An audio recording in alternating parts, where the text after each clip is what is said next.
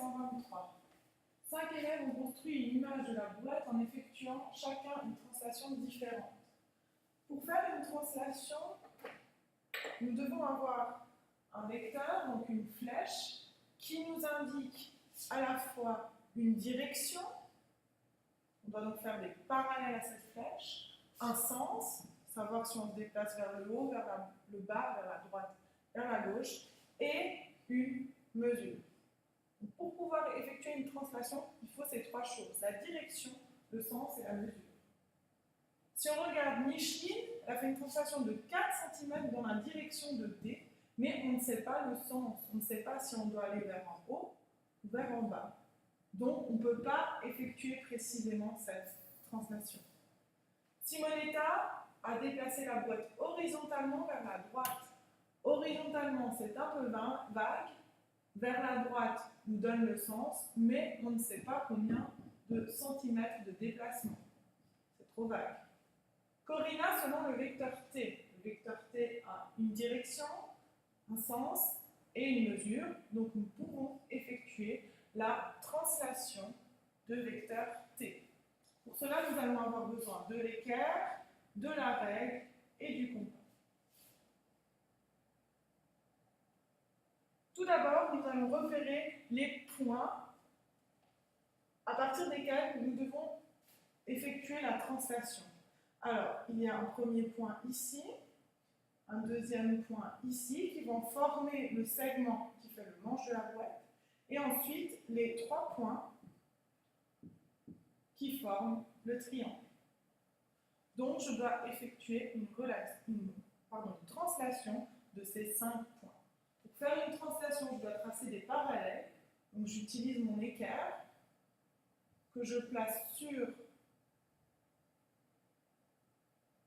vecteur T.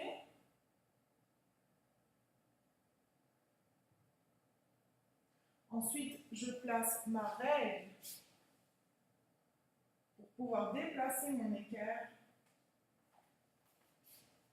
dessus. Je déplace mon équerre jusqu'à ce qu'elle passe par le premier point. Je tire une parallèle au vecteur T.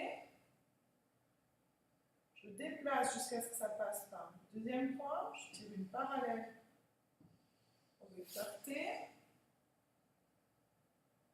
etc.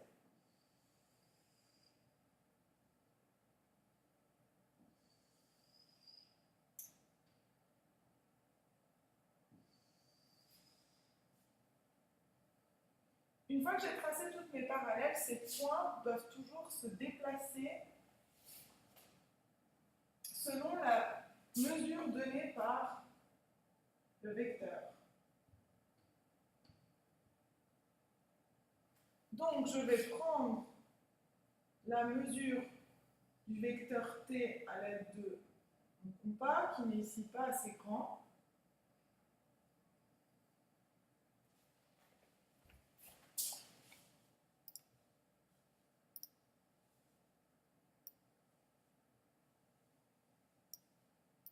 Je vais donc utiliser la règle, c'est une autre possibilité. Je vais mesurer mon vecteur T et reporter cette même mesure à chaque fois.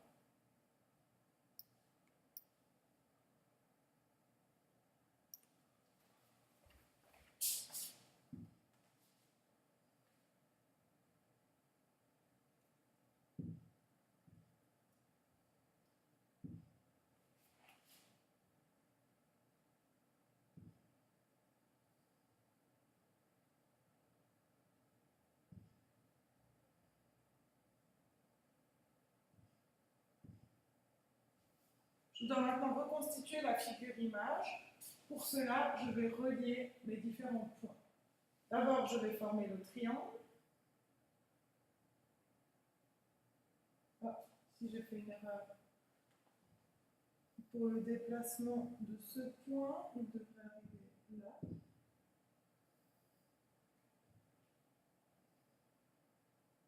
La figure image doit ressembler parfaitement à la figure de base. Donc si ça ne ressemble pas, c'est qu'on a fait une erreur. Il nous manque encore la roue de la brouette. Pour faire la roue, le centre est ici. Je Je prends la taille du rayon et je viens refaire le cercle autour du point image. J'ai terminé la brouette qui a été obtenue par Corina, selon le vecteur